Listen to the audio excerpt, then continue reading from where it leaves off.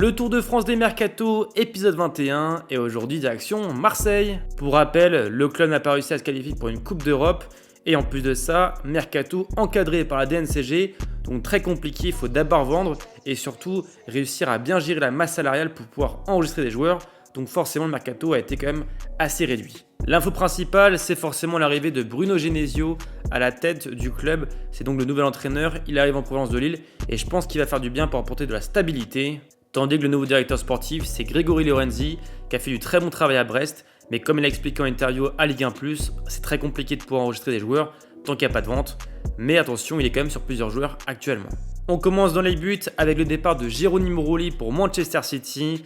Voilà, il était quand même très bon à Marseille depuis son arrivée, mais il a voulu partir à Manchester City et le club économise de la masse salariale. Donc pour l'instant, le titulaire, c'est Jeffrey Delange, mais Marseille veut absolument faire venir un gardien. En défense, une vente importante, celle de Facundo Medina. L'OM avait automatiquement levé l'option d'achat, mais il a été vendu au Bayer Leverkusen.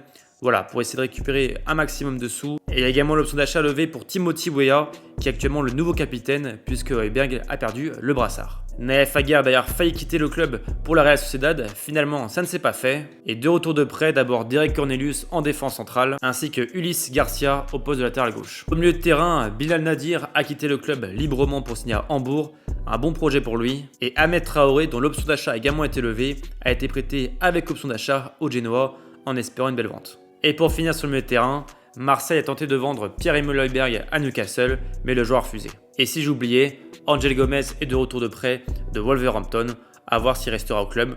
Ça reste quand même un bon joueur de Ligue 1 qui a bien connu Genesio, donc ce serait un bon titulaire selon moi. Et on termine en attaque avec la grosse vente Mason Greenwood, parti au Fenerbahçe pour quasiment 40 millions d'euros. C'était le prix d'achat du joueur. Donc voilà, Marseille équilibre juste les comptes à ce niveau. Pierre-Emerick Aubameyang a été également vendu au Deportivo La Corogne, donc un gros salaire d'économiser. Mais il reste toujours un doute sur Igor Paixão, qui fait une grosse pré-saison, qui est courtisan d'Angleterre, mais pour l'instant, aucune offre satisfaisante pour Marseille.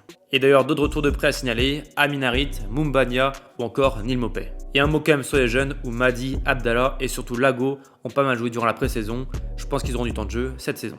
En conclusion, Mercato l'en est terminé pour l'OM, qui n'a plus que 2 semaines pour tout finaliser. Ça va être tendu, mais voilà, il y a un contexte. Donc pour l'instant, je me note de 3 sur 10 parce que 0 renfort, quelques ventes importantes, mais c'est pas suffisant pour moi, même si Bruno Genesio est une bonne pioche.